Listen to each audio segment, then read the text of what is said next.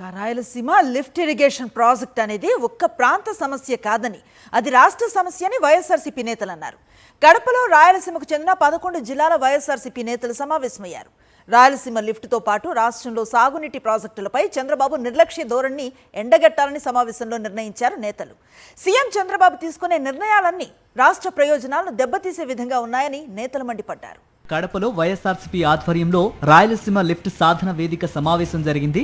రాయలసీమలోని 11 జిల్లాలకు చెందిన వైఎస్ఆర్సీపీ నేతలు సమావేశంలో పాల్గొన్నారు. వైఎస్ఆర్సీపీ స్టేట్ కోఆర్డినేటర్ సజ్జల రామకృష్ణారెడ్డి, మాజీ మంత్రులు పెద్దిరెడ్డి, కాకాని, రోజా, శైలజానాథ్తో పాటు పలువురు నేతలు హాజరయ్యారు. రాయలసీమ లిఫ్ట్తో పాటు ఇతర ప్రాజెక్టులపై చర్చించారు. చంద్రబాబు నాయుడు ఎప్పుడు ముఖ్యమంత్రి అయినా సాగునీటి విషయంలో రాష్ట్ర ప్రయోజనాలను తాకట్టు పెడుతూ ఉన్నారని వైఎస్ఆర్సీపీ నేతలు మండిపడ్డారు. చంద్రబాబు తీరును ఎండగడుతూ భవిష్యత్తు కార్యాచరణకు రూపకల్పన చేశారు. ఆల్మట్టి డ్యాం ఎత్తు పెంచుతున్నా చంద్రబాబు కిమ్మనడం లేదని, మరోవైపు జగన్ 90% పూర్తి చేసిన రాయలసీమ లిఫ్ట్ను తన శిష్యుడు కోసం ఫలంగా పెట్టాడని నాయకులు ఆరోపించారు. ఒక రాయలసీమలోనే కాకుండా పోలవరం ప్రాజెక్టు ఎత్తు తగ్గిస్తున్నా చంద్రబాబు నిమ్మకు నీరెత్తినట్లు వ్యవహరిస్తున్నారని వైఎస్ఆర్సీపీ నేతలు మండిపడ్డారు. పక్క స్టేట్స్ ఏదైనా చేసుకుంటుంటే మరి వాళ్ళ దగ్గర ఏం ప్రయోజనాలు వస్తున్నారో, ఎందుకు మౌనం పాటిస్తున్నారో, మొహమాటం ఏందో కూడా మనకు అర్థం కావట్లేదు.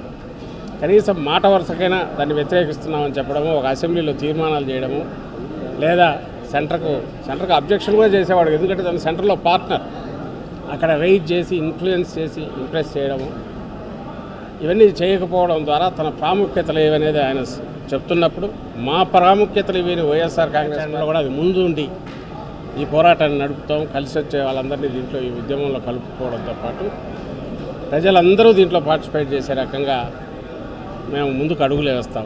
ఒక ముఖ్యమంత్రిగా రాష్ట్ర ప్రయోజనాలను కాపాడాల్సిన చంద్రబాబు ఎన్డీఏలో భాగస్వామిగా ఉండి కూడా రాష్ట్ర ప్రయోజనాలను దెబ్బతీసేలా వ్యవహరిస్తున్నారని వైఎస్ఆర్సీపీ నేతలు ధ్వజమెత్తారు. రాయలసీమ, ప్రకాశం, నెల్లూరు జిల్లాలకు జీవనాడిగా నిలిచిన రాయలసీమ ఎత్తిపోతల పథకాన్ని ఫలంగా పెట్టడం దారుణమన్నారు. కేవలం వైఎస్ జగన్ కు మంచి పేరు వస్తుందన్న దురుద్దేశంతోనే చంద్రబాబు ఇలాంటి నిర్ణయం తీసుకున్నారని సమావేశంలో చర్చించారు. రానున్న రోజుల్లో దశల వారీగా ఉద్యమాన్ని గ్రామస్థాయికి తీసుకెళ్లి ప్రతి ఒక్కరిని భాగస్వామ్యం చేస్తామన్నారు. జగన్మోహన్ రెడ్డి గారు కావాల్సిన పేరు ప్రతిష్టలు, ఆ క్రెడిట్ను చోరీ చేసిన వ్యక్తి చంద్రబాబు నాయుడు. నేను ఇచ్చేస్తాను కుప్పంకు నీళ్ళు అని చెప్పుకుంటా ఉన్నాడు. పూర్తి చేస్తుందేమో జగన్మోహన్ రెడ్డి గారు, నీళ్లు ప్రారంభించింది కూడా జగన్మోహన్ రెడ్డి గారు.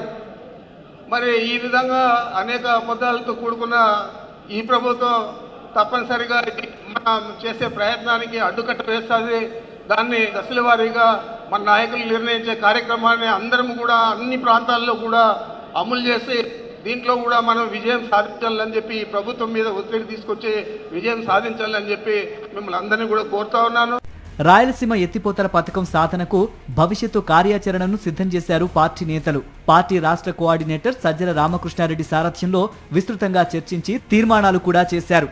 రాయలసీమలోని యువత, రైతుల్ని చైతన్యవంతం చేయడంతో పాటు కలిసొచ్చే రాజకీయ పార్టీలు, ప్రజా సంఘాలు, రైతు సంఘాలతో జేఏసీ ఏర్పాటు చేయాలని నిర్ణయించారు.